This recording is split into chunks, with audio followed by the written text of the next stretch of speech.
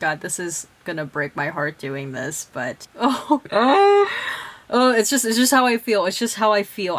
Hey, what is up, you guys? This is Steffi, aka In My Humble Opinion, and welcome back to another video. In today's video, we're doing the final tier ranking of this Oscar season. I'm gonna be tier ranking the directors as well as the Best Picture nominees. Let me know if you guys like these tier ranking videos. I know that they're fairly popular to do on YouTube, but let me know, maybe down the line we could think of other things we could tier rank together. But yes, this is the final tier ranking video of this Oscar season, so let's get into it. All right, let's do the best directing category. So we have Miss Chloe Zhao for Nomadland, Emerald Fennell for Promising Young Woman, Lee Isaac Chung for Minari, Thomas Vinterberg for Another Round, and David Fincher for Mank.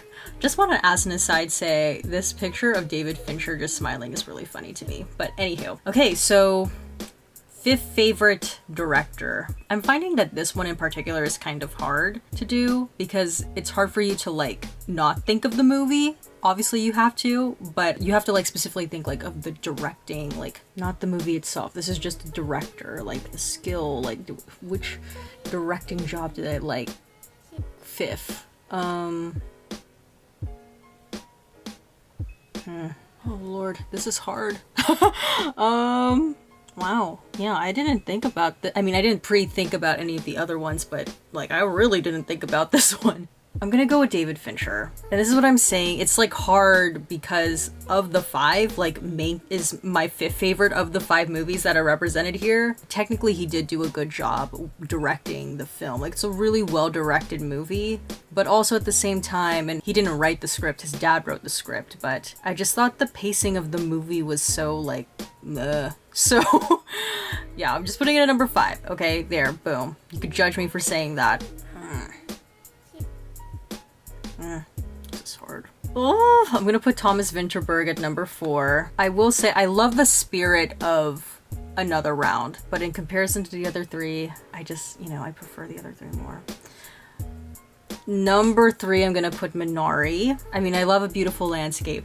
I really do. The performances he was able to get out of the actors was really nice. Number 2. Oh god, this is hard.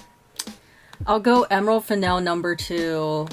Number 1, Chloe Zhao, which, you know, I have a feeling this is how it's gonna probably pan out at the actual Oscars. But number 2, I'm putting Emerald Fennell because I love the look of the movie. Like, I think she really nailed down the aesthetic and vibe of the film, and the aesthetic and vibe of the film is like really up my personal alley.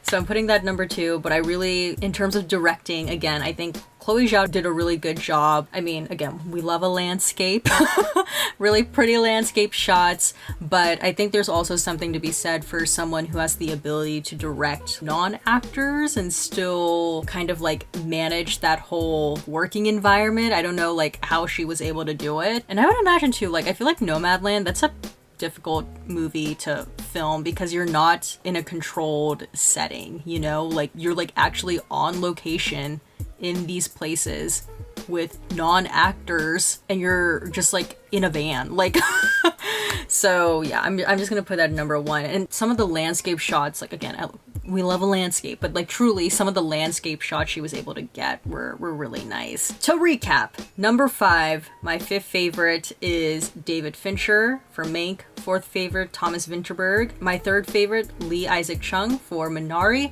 2nd favorite, Emerald Fennell for Promising Young Woman, and my favorite is Chloe Zhao for Nomadland. All right, now I think this one is gonna be fun. We're ranking the 8 movies that are nominated for Best Picture. So, Trial of the Chicago 7, Judas and the Black Messiah, Sound of Metal, Minari, Promising Young Woman, Mank, The Father, Nomadland.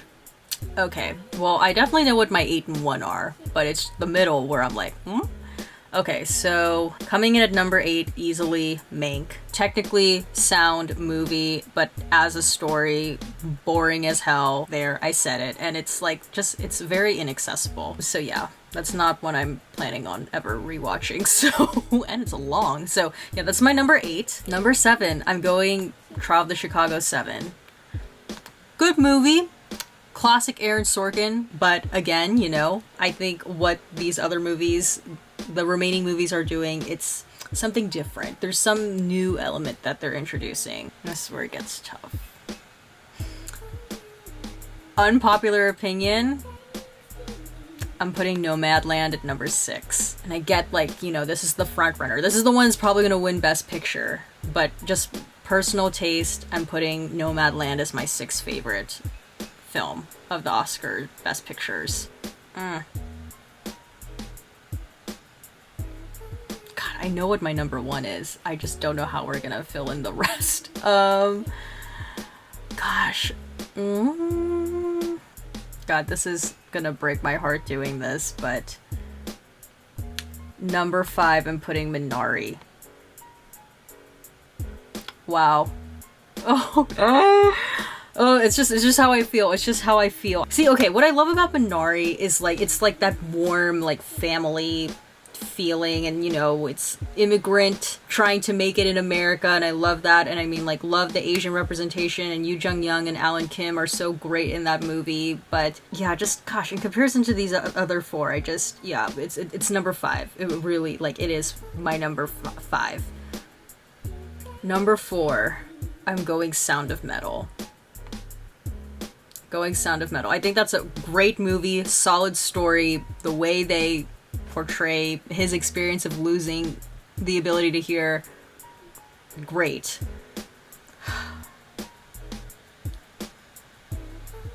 Wow. I'm going Judas and the Black Messiah for number 3.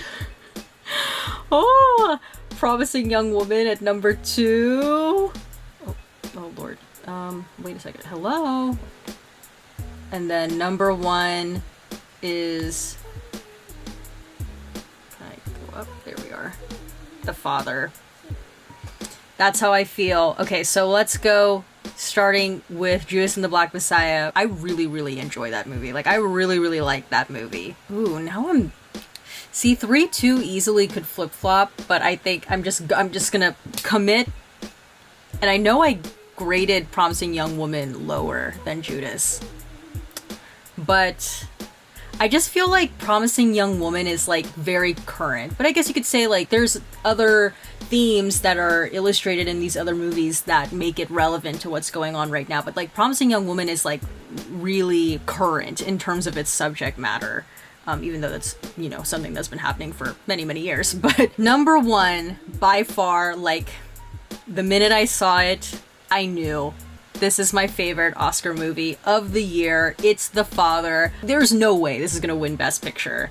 But to me, in my heart, that is my favorite Oscar movie that I saw of this year. I think there is no weak point in this movie. The way they executed that story, it was just well done. Acting performances spot on. That by far is my favorite. Not to say, like, I wouldn't recommend these other movies, but I feel like this is the one that I would really encourage people to see, largely as well because I just feel like there's not a lot of people talking about The Father, because everyone's talking about Nomadland, everyone's talking about Promising Young Woman, everyone's talking about Minari. Like, that's starting to get up there. Sound of Metal has been talked about, but The Father is a movie that, despite it being here in the Best Picture category, it's like being overlooked in the conversation. And maybe that's also the reason why I'm putting it at number 1, is because I root for underdogs. Yeah, I freaking love The Father. I really love The Father that much. Like, wow, what an experience. What an experience watching that movie was.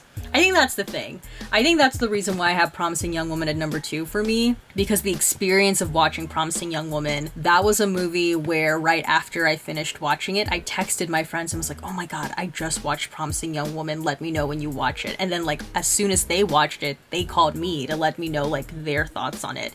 And I didn't really have that same reaction with any of the other movies, and I didn't even have that reaction with The Father, but that was because I just, like, knew they hadn't seen it. So there we go. That's my list. So to recap, number 8, Mank.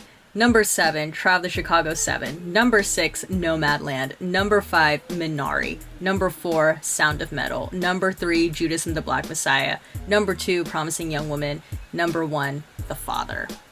Oh, watch The Father if you haven't already. All right, well, that's about it from me for this video. If you liked it, please give this video a thumbs up. Don't forget to hit the subscribe button, and please turn on the notification button down below so you know when a new video from me comes out, and comment down below your thoughts on my ranking and let me know what is your ranking for best director and the best picture categories. Again, this is true for all of the ranking videos that I did this past week, but I genuinely think all of the nominees were great. My ranking was just in terms of like personal preference, okay? So no need to fight or attack me or anything. This is just like a personal preference opinion. Tomorrow, my final Oscar 2021 prediction video is coming out. I'm gonna be giving my final predictions for the Oscars this year. My goodness, I feel like for the past couple of weeks, like maybe month, 2 months, it's been Oscar heavy on this channel, so it's really built up to this. So yeah, come back tomorrow to see what my Oscar predictions are. But yes, as always, everything I said was just my own personal thoughts and all my humble opinion, and I will see you guys in the next one. Bye!